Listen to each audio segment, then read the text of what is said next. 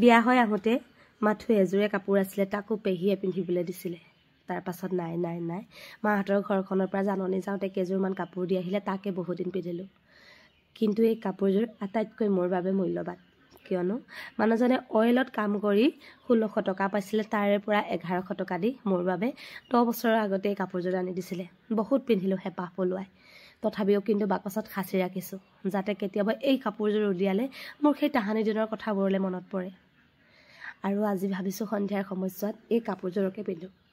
নাজানো ভৈৰৱীয়ে আমাৰ কাৰণে কি কি আনি থৈছে, কিন্তু ভৈৰৱীয়ে বাৰে বাৰে কৈ আছে যে বাই ধুনীয়াকৈ ওলাই মেলি ল, মই তহঁতৰ কাৰণে এটা ধুনীয়া উপহাৰ আনিছোঁ।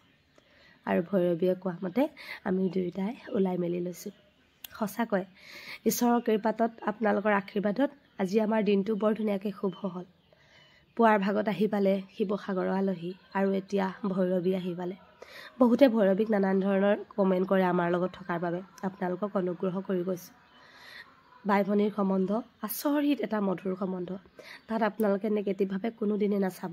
যিসকলে চাইছে তেওঁলোককো কৈছোঁ, যদি আপোনালোকৰ বাই ভনী ককাই ভাই আছে তেতিয়াহ'লে আপোনালোকে বেয়াকৈ মন্তব্য ভুলতো নকৰিব। ভৈৰৱী আহি পালে, আনহাতে তাই আমাৰ কাৰণে লৈ আহিছে দুয়োফালে দুয়োটা উপহাৰ। এটা কেক আনিছে। আমি কোনোদিনে কেক কাটি আমাৰ বিবাহবাৰ্ষিকী উদযাপন কৰি পোৱাটো নাইয়ে। আমি এনেকৈও আমাৰ বিবাহবাৰ্ষিকী উদযাপন কৰি পোৱা নাই। আৰু আজি কিন্তু ভৈৰৱীয়ে দিয়া ইমান ধুনীয়া এটা উপহাৰ পাই সঁচাকৈয়ে ভৈৰৱীক কোটি কোটিবাৰ ধন্যবাদ দিছোঁ।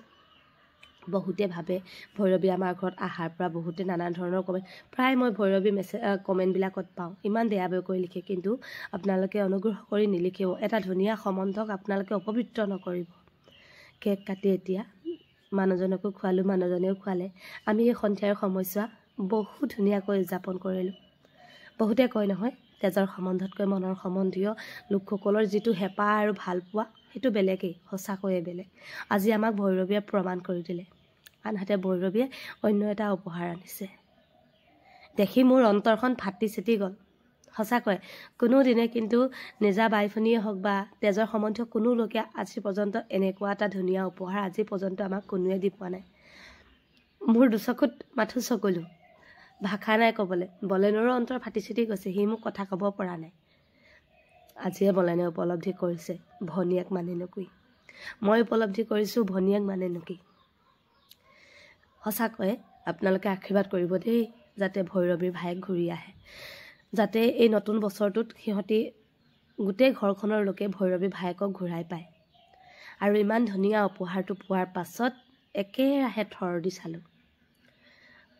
ইমানেই ধুনীয়া লাগিছে। এইখন ফটো আমি মাৰিছিলোঁ আমাৰ কৃষ্ণাবাই আমাক যেতিয়া ফটোশ্বুট কৰিছিলে, তাত আমি DSLR কেমেৰাত মৰা হৈছিলে। বলেনে কৈছে এই উপহাৰটো কিন্তু আজীৱন জিলিকাই ৰাখিম। ঘড়ীটো অঁতৰাই ফটোৰ ফ্ৰেমটো একেবাৰে ওপৰত জিলিকাই দিছে, যোন আহিলেও যাতে দূৰৰ পৰা দেখা পায়। কিমান যে ধুনীয়া লাগিছে নহয়নে ফটোখন। তাই কেনেকৈ কি মনত ভাবিলে তাইহে জানে আৰু ঈশ্বৰে জানে। কিন্তু এটা কথাই কৈ আছে যে বাৰে বাৰে বাহিৰৰ যিমান ফটো আছে, কিন্তু গোটেই ফটোখিনিৰ ভিতৰত এইখন ফটোৰ মোৰ আটাইতকৈ বেছি ভাল লাগে।